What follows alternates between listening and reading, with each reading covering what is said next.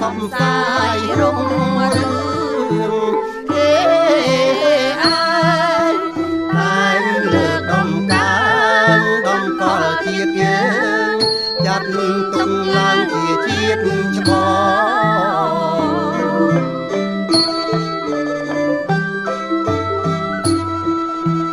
អារៀងធកពុំពួយឆាឆា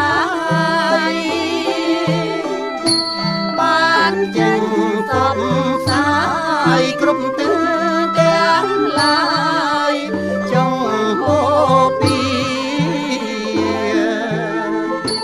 សាសនាសិល្បៈចំឡើងវិចិត្រគុំនិតសិក្សាតន្ត្រីទងសំណាងវិញជាព្រះពុទ្ធសាសនាជាគោលការណ៍ខ្មែរផ្សាយទៅ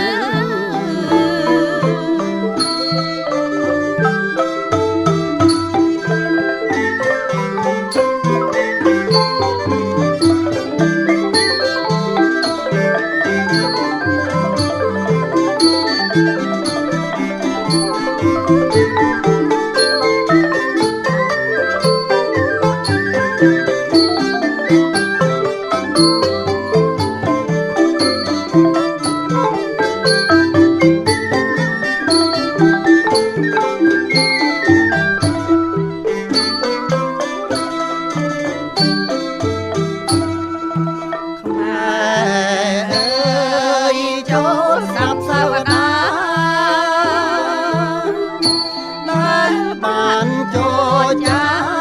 បញ្ជាក់ប្រាប់ថាពូជខ្មែរកើតតាំងចិត្តឲ្យមមខិនខំប្រឹងវិញបញ្ចេញដំកើងដំ